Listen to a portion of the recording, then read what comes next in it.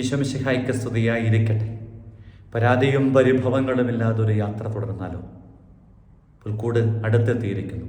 23-ാമത്തെ ദിനത്തോളം ഈ കയ്യെത്തും ദൂരത്ത് പുൽക്കൂടുള്ളപ്പോൾ പരാതി പറഞ്ഞ് പരിഭവങ്ങളുടെ ഭാണ്ഡക്കെട്ടുകൾ ഇറക്കി വെച്ച് ജീവിതത്തിൻ്റെ നന്മസാധ്യതകളെ നഷ്ടപ്പെടുത്തരുത് എന്ന് ഹൃദയപൂർവ്വം ഓർമ്മപ്പെടുത്തുകയാണ്. ബുദ്ധപാരമ്പര്യത്തിലെ കഥ പരിചിതമല്ലേ? പൂക്കാരിയും പപ്പടക്കാരിയുമായി 2 മക്കൾ.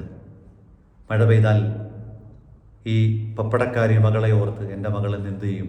പപ്പടം വെയിലത്ത് വെച്ച് ഉണക്കാനാവില്ലല്ലോ അമ്മ പരാതി പറയും.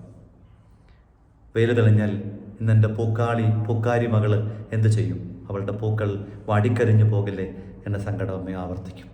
മഴ പെയ്താലും വെയിൽ തെളിഞ്ഞാലും ഈ അമ്മ സങ്കടം പറച്ചിലുകൾ, പരാതി പറച്ചിലുകൾ പതിവ്. ഇതാണ് ചിലപ്പോഴൊക്കെ നമ്മുടെ മനസ്സ്. മഴ പെയ്താൽ മഴ കൂടിയാൽ, വെയിൽ തെളിഞ്ഞാൽ വെയിലേറിയാൽ, തണുപ്പുണ്ടായാൽ ഒക്കെ നമ്മുടെ ശൈലിയിൽ മാറ്റമുണ്ട്.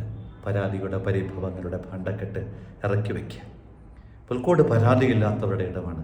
അവിടെ പരിമിതികളെ അനുഗ്രഹമാക്കുന്ന മനോഭാവങ്ങൾ. അതുകൊണ്ടാണ് complaining is an insult to God എന്നൊക്കെ പറയും. പരാതി പറയുന്നത് ദൈവത്തോടുള്ള ഒരു ഇൻസൾട്ട് പോലെ. കാലില്ലാത്തവൻ്റെ കണ്ടപ്പം ഷൂവിന് വേണ്ടി പരാതി പറഞ്ഞവൻ്റെ പരാതി മാറി എന്നൊക്കെ നമ്മൾ കേട്ടിട്ടില്ലേ?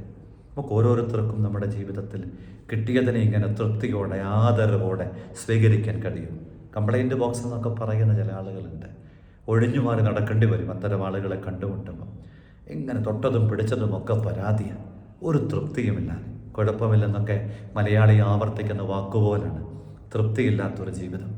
ഇങ്ങനെ പരിഭവങ്ങളെ, പരാതികളെ, ആ ഭാണ്ഡങ്ങളെ ചുമന്ന് ജീവിതത്തിൻ്റെ സ്വസ്ഥതയുടെ പുണ്യ സാധ്യതകളെ നഷ്ടമാക്കരുത്. അടുത്തെത്തി പുൽക്കൂട്. ആ പരാതിയില്ലാത്തിടത്തേക്ക് നമുക്ക് അടുത്തു നിൽക്കാം. ഈശോ അനുഗ്രഹിക്കട്ടെ. ഈശോ മിശിഹായ്ക്ക് സ്തുതിയായിരിക്കട്ടെ.